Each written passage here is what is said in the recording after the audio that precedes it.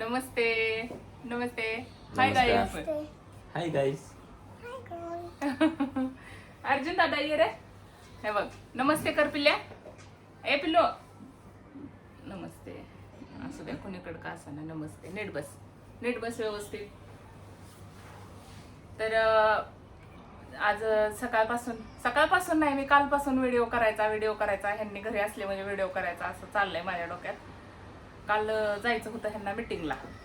2-3 जणांचा फोन यायला लागलाय म्हणून ती गेले निघून. गडबडीत काय व्हिडिओ होत नसते म्हणून मी पण काय मागं लागले नाही.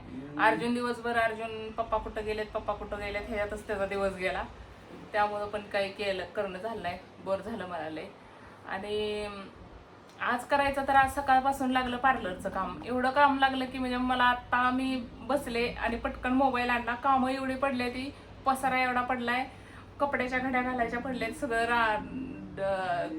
कामच काम आहे. पण दुसरी कामं लागली की माझी कामं ती बाकी तशीच राहते ती. मग व्हिडिओ बनवायचं पण किती बी नाही म्हणलं तरी ते कामच आहे. कारण व्हिडिओ बनवायला लागते, एडिट करायला लागते, ते सोडायला लागते. 1-2-3 तास काम जाते ते पण. तर अर्जुनरावचे व्हिडिओ तुम्हाला आवडतेत आणि त्याला एवढा चांगला प्रतिसाद आहे. तर त्याचे असे छान व्हिडिओ आम्ही बनवत जाऊ, ब्लॉग टाकत जाऊ. तर महत्वाचं म्हणजे काय की चंद्रमुखीची शाळा सुटली आता. चंद्रमुखीचं बोलणं सगळ्यांना आवडते मेन. त्यामुळे मग चंद्रमुखीला पण घेतला आम्ही व्हिडिओत. चंद्रमुखी पर्यंत म्हणलं तोपर्यंत आपला वेळ पण जातोय. आणि झालं मग आता चालू करावं म्हणलं. मग महत्वाचा प्रश्न काय आहे तर अर्जुनचे पप्पा काय करतात, तर अर्जुनचे पप्पा सांगतील आता ते काय करतात ते. माझं डीएड झालंय. डीएड झाल्यानंतर LICचा व्यवसाय मी 7 वर्ष केला. आणि LICच्या व्यवसायानंतर आता गेली 4-5 वर्ष मी आणि माझ्या मावस भावाने एक जॉईंटमध्ये लायसन काढली MGPची, म्हणजे पाणी पुरवठ्याची कामं करतो आम्ही सध्या.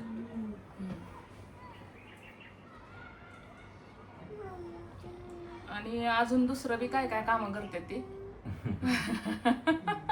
दुसरे म्हणजे काय ब्लॅक बीक तसलं काय नाही विषय.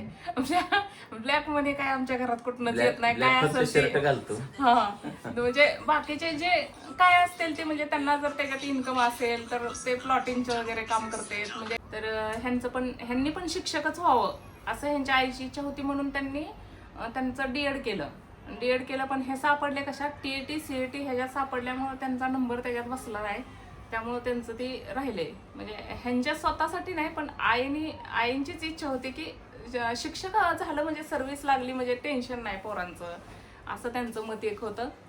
आणि नंतर त्यामुळं त्यांना एक डीएड झालेली मी मुलगी करायची होती, पाहुण्यातलीच होती.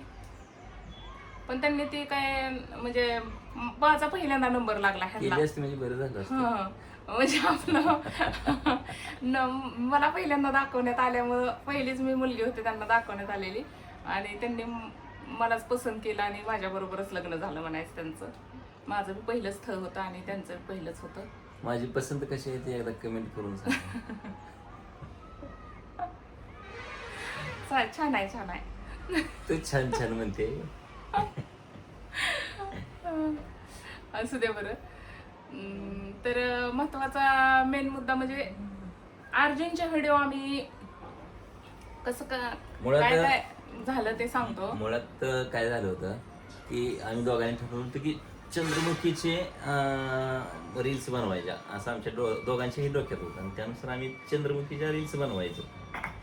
कारण चंद्रमुखी दिसायला खूप अशी क्यूट आहे आणि तिचे ते रील व्हायरल होतील असा एक आमचा अंदाज होता. आणि सुरुवातीला एक तिच्या रील्स जायच्या 2-2.5 हजार तर सहजच जायच्या चंद्रमुखीच्या. व्ह्यूज भेटायच्या तिला. मग असेच एका दिवशी तुकाराम बीज होतं आणि मी बाहेरून आलो. साधारणपणे 7 वाजले होते संध्याकाळच्या. आलो मग अर्जुन आला माझ्या गळ्यात पडला, म्हणजे लाडानं आपला. मी म्हणलं माझ्यापेक्षा हाईट ह्याची जास्त झाली का काय असं मी हिला म्हणलं. आणि माझा पांढरा शर्ट काढला होता आणि मी त्याला सहज घातला आपला. ती त्याला बसला ना, म्हणजे माझ्या ह्याच्या लेवलचं झाल्यामुळं. आणि मग तिला म्हणलं हे जरा थोडं ही काढ का व्हिडिओ शूटिंग करायचं.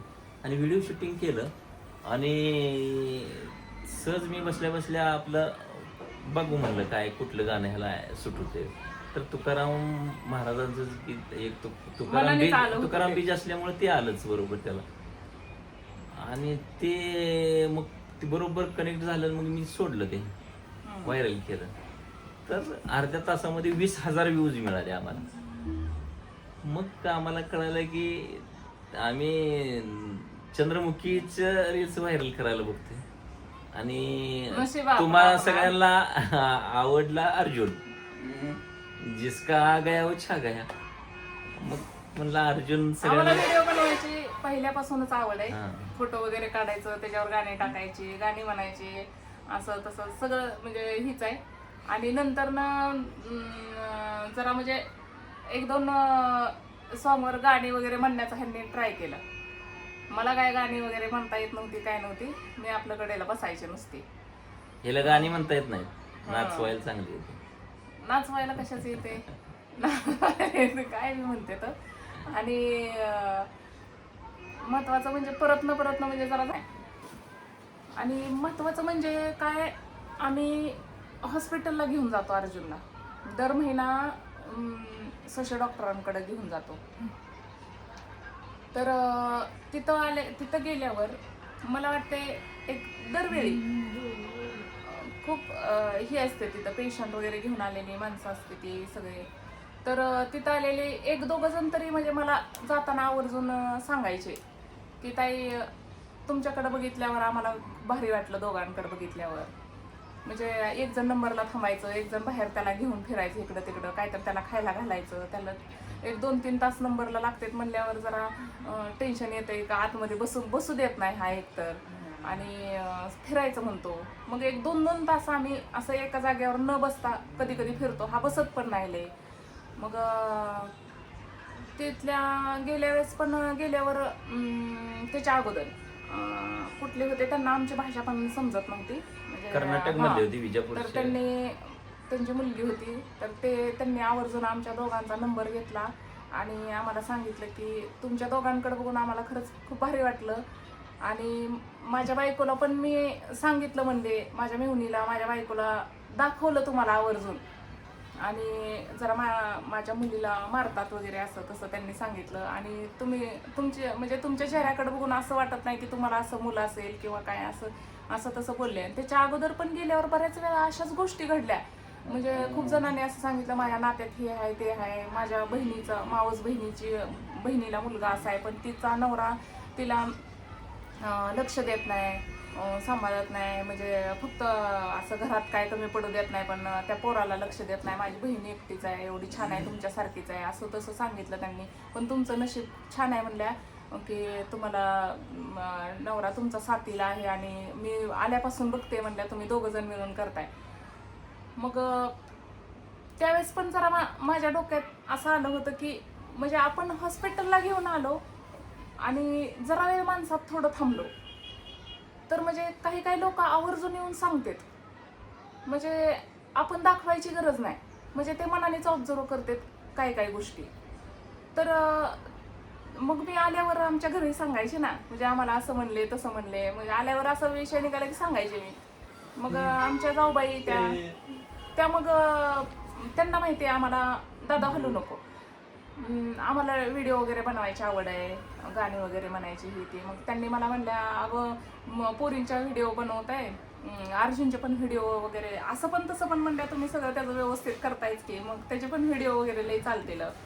मग त्यावेळेस पण मला असं वाटलं की नाही बरोबर आहे. मला बी असं वाटलं होतं, म्हणजे 100% ही बरोबर आहे. म्हणजे लोकांना आवडतंय, म्हणजे आपण त्याला व्यवस्थित हँडल करतो, ही लोकांना आवडतंय म्हणल्यावर 4 माणसात गेलं तर तिथले 1-2 जणांना ते लक्षात येते. तर आपण सोशल मीडियावर टाकलं तर 100% ही होईल.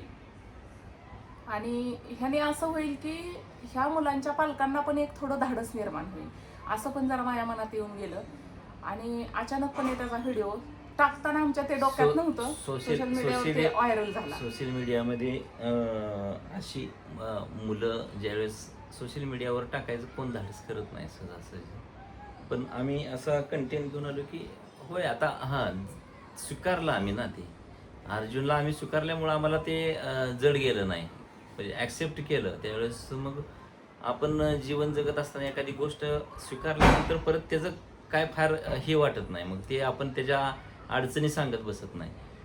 तर मग आम्ही ज्यावेळेस त्याचा पहिला व्हिडिओ व्हायरल झाला त्यावेळेस आमचा, आणि मला वपू काळे यांचं लिखाण खूप आवडते. मग त्यांच्या मी BEdला वगैरे असताना वाचन करायचं, आता पण करतो.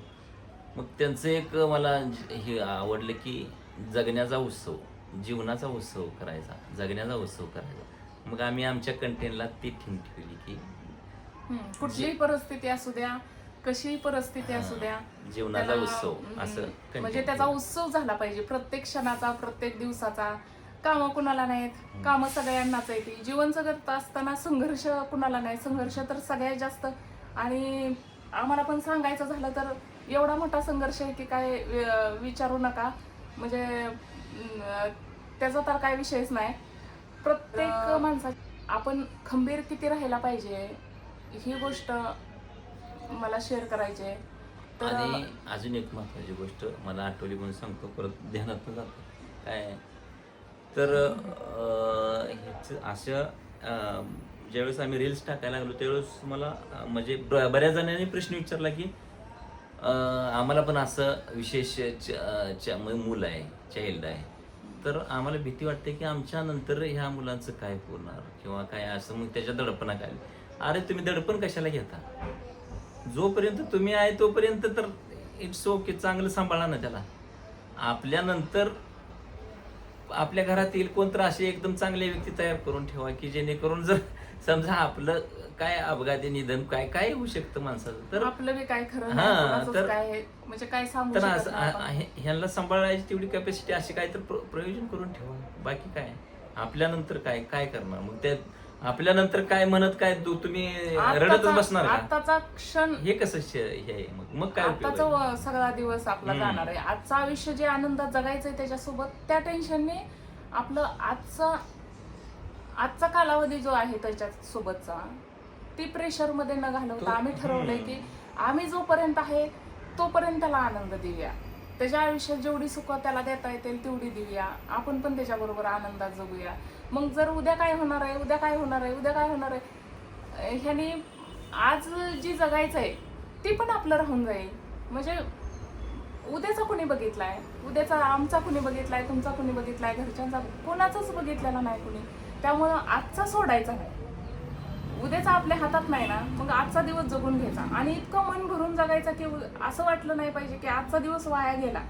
आणि कामाचं तसं बघायला गेलं तर कामं एवढी असतात की आपल्याला त्याच्यातनं तर सुट्टी नाही. आता मला एवढा व्हिडिओ बनवला की भरपूर कामं पडलेली ती, एवढी कामं पडली की 3 पोरं आहेत त्यांची सगळ्यांचे कपडे ढेगारा पडला एवढा मोठा, त्याचे घड्या घालायच्या, त्या पार्लरचं काम केलेलं आहे, ती साफसूफ करायचंय, ते आवरायचंय, बारकी लेकरं आहे ती काहीतरी घेऊन ठेवतेली म्हणून. आणि वस्तू एक वर मला ठेवता येत नाही नीट, कात्री मला नीट जपून ठेवायला, हलगर्जीपणाने कुठलं काम करता येत नाही, अर्जुन काहीतरी घेईल म्हणून. आणि व्यवसाय तुम्ही म्हणताल म्हणजे एवढ्या सगळ्यातनं अर्जुन असा आहे तसा आहे. मग 3-4 मशीनी आहे त्या माझ्याकडं, शिलाई मशीन आहे त्या, क्लासेस वगैरे मी गेल्या वर्षीपर्यंत, आता चंद्राचा अभ्यास आहे सगळं आहे म्हणून ह्यांनी जरा मला ओरडून ते क्लासेस वगैरे जरा बंद कर. गेल्या वर्षी अशी अवस्था होती की ह्यांनाच दुसऱ्याच्या घरात आलो का काय असा फील व्हायचं. म्हणजे एवढं माझ्याकडं महिला मंडळ आणि हे सगळं असायचं, हा असा विषय होता. आणि शिवण क्लास आणि पार्लरचे क्लास एवढं सगळं फुल. आणि हे सगळं का करायचं, म्हणजे असं वाटेल की म्हणजे ह्यांचे आई वडील शिक्षक आहे ते, परत सगळं व्यवस्थित आहे, त्यांनी पण सगळं व्यवस्थित करून ठेवलेलं आहे ह्यांच्यासाठी. पण ह्यांची कामं अशी आहेत की आत्ता एक काम घेतलं तर ते बिल कधी निघल, केव्हा निघल काय सांगता येत नाही. तोपर्यंत काय करायचं आपण. मग अर्जुनला हॉस्पिटलला एवढा खर्च आहे आणि त्याचा जन्मापासून खर्च आहे आणि जन्मापासूनच ह्यांनी सगळा खर्च केलेला आहे त्याचा. तर मला एक असं वाटायचं की पहिल्यापासूनच की नाही आपण आता आपलं मुलं असं आहे किंवा मी ते आवडीनिवडी म्हणून चालू केलेलं ही होता. म्हणजे माझ्या कला आपल्या अंगी एखादी कला असते तर ती घरी बसून पेंटिंग करायचे मी. ह्यांचं चित्र काढायचे, आईंचं चित्र काढायचे, काकांचं चित्र काढायचे. म्हणजे एवढी भारी चित्रकार नाही मी, पण मला असं आवडतंय म्हणून काढत बसायचे. मग त्याच्यातनं मी ही व्यवसाय तयार झालेले आहे. तर मला काहीतरी शिवायला आवडायचं. मग त्याच्यातनं एक शिलाई मशीन घेतली, नंतर मग चांगले पण मशीन घेतली भारी, नंतर पिको फॉलची मशीन घेतली. अशा 4 मशीनी झाल्या माझ्याकडं. मग 4 मशीन झाल्यात म्हणल्यावर मी ऑब्व्हियसली एवढं वर्ष झालं त्याचा ते एक्सपिरियन्स म्हणल्यावर ही चालू करणारच आहे क्लासेस वगैरे. मग अर्जुनला बघत बघत मी हे सगळं हँडल करायचे, दिवसभराची कामं ती. म्हणजे फक्त घरातलं काय स्वयंपाक वगैरेच असते माझ्याकडे पहिल्यापासूनच. कपडे हे ह्यांची काय ह्यालाच असते, ती भट्टीला असते, त्याचा काय विषय नाही. पण जर समजा आत्ता महिन्याला खर्च आहे आपला, दवाखान्याचा खर्च कुणाला टाळला नाही. माझा आहे, चंद्राचा आहे, पिऊचा आहे, तर सगळ्यांचा आहेच की. आणि ह्यांना 7-8 वर्ष LIC मध्ये काम केल्यामुळे त्यांना थोडा मणक्याचा त्रास होतोय. तर त्यांना मणक्याचे 4-5 हजाराच्या औषध गोळ्या दर महिना घ्यायला लागतात आम्हाला. तर ते औषध गोळ्या आहेत त्या. अर्जुनला एक 8-9 हजार खर्च आहे आणि तो कधीपासून आहे, जन्मापासून आहे. तर हे एवढा सगळ्या ह्याचा सांगाडा जर आपल्याला नीट बांधायचा असला तर एकट्याने काम करून चालत नाही, दोघांनी काम करायला लागते. म्हणून मी आणि मला बाहेर जाऊन काम करता येत नाही, बाहेर जाऊन कुठं सर्व्हिस करता येत नाही. म्हणून मी माझ्या पद्धतीने, जेणेकरून अर्जुनला पण कधी हॉस्पिटलला वगैरे ह्यांना कोणाला मागायची वेळ येऊ नये ह्याच्यासाठी जरा प्रयत्न केलेला आहे. आणि कधी काम नडलं एखाद्या ह्याच्यात कामच नाही भेटलं ह्यांना, तर तिथं पण आपल्याला उभं राहता आलं पाहिजे, घराचा खर्च उचलता आला पाहिजे. आणि शेवटी एखादं बिल कधी निघणार त्याच्यावर पण राहून चालत नाही ना. म्हणून मी हे सगळे व्यवसाय वगैरे आत्तापर्यंत 15 वर्ष झालं मी पण व्यवसायात आहे आणि घरात बसून हे सगळं हँडल करते. आणि त्याच्यात आता हे पण काम चालू केलंय, त्याच्यात हे चालूच झालेलं आहे कारण ते अर्जुनरावची कृपा आहे. ते एवढं भारी आवडलंय सगळ्यांना आणि त्याच्यातनं मी हे व्हिडिओ बनवायचं पण एक चालू केलेलं आहे काम. तर बाकी काही नाही, एवढंच. अर्जुनरावचे व्हिडिओ तुम्हाला सगळ्यांना आवडतातच. नेहमी मी दररोज एक व्हिडिओ बनवण्याचा 100% प्रयत्न करणारच आहे, करत राहील आणि तो तुमच्यापर्यंत पोचवत राहील. आणि इथून पुढचं जे आयुष्य आहे नाही ते सगळ्यात जास्त आम्ही फिरण्यात घालवणार आहे. त्यांना अर्जुनला सगळ्या गोष्टी दाखवायच्या, कुठं काय सगळ्यात जास्त पर्यटन करणार आहे अर्जुनला. आणि नवनवीन प्रदेश, नवनवीन गोष्टी आम्ही प्रत्येक वर्षी दाखवणार. आणि गेल्या वर्षीची गोष्ट आहे, गेल्या वर्षीची एवढा अर्जुन हायपर झाला होता, पण त्याला बाहेर गेल्यावर जरा बरं वाटायला म्हणून आम्ही ह्याला गेलो होतो, तापोळ्याला गेलो होतो. तर महाबळेश्वरच्या नाही त्याच्या अगोदर ते तापोळ्याला तिथंच गेलो होतो. तर तिथं पण अक्षरशः एवढं उंच डोंगर ह्यांनी अर्जुनला पाठीवर घेऊन वर चढले होते आणि खाली पण उतरले होते. मला तर असं वाटायचं आता कुठं घसरतेत का काय. आणि एवढं ताकदीनं त्याला नीट व्यवस्थित हँडल करून आणलं, नेलं नीटनेटकं. आणि त्याला दाखवण्याचा लय प्रयत्न आहे. 13-14 वर्षाच्या ह्याच्यामध्ये आयुष्यात त्याचा दवाखाना, परत बाकीचा संसाराचं हे बघताना कधी आम्हाला बाहेरच जाता आलं नाही. म्हणजे ती पण आमची एक खंत आहे की आम्हाला कुठे बाहेर पडता आलं नाही. मेन म्हणजे चालता येत नव्हतं त्याला चालता येत नसल्यामुळं, त्याला काहीच लय कळत नसल्यामुळं. पण आता आमच्या मनानं आम्ही ठरवलंय की नाही, त्याला घेऊन आपण बाहेर पडायचं, त्याला घेऊन सगळं जग बघायचं. म्हणजे ह्याच्यातच राहायचं की हा कधीतरी नीट होईल, व्यवस्थित होईल आणि मग आपण सगळं करूया. आणि नाही, आता जरा बरा होईल, आता जरा नीट चालन, मग आपण सगळं करूया, त्याला हाताला धरून चालूया. परत ना असं वाटायचं, आता असं वाटतं की नाही, त्याला असंच घेऊन गेलं असतं तरी बी चाललं असतं. तसं कधी कधी कुठं जायचं घेऊन, पण एवढं म्हणजे असं मन हे वाटायचं नाही की म्हणजे नीट झाल्यावर, चांगलं झाल्यावर आपलं. तुम्हाला सांगते मी महत्वाचं की आपलं कधीच एवढं चांगलं होत नसते किंवा एवढं भारी आपल्याला कधीच वाटत नसते की आपण नाही गेलंच पाहिजे. आपल्या माणसाच्या इच्छा अशा असतात की त्या कधीच संपत नाही त्या, आणि त्याच्यातनंच वेळ काढावा लागतो. आणि भरपूर पैसे आल्यावर मग आपण करूया असं पण काही नाही.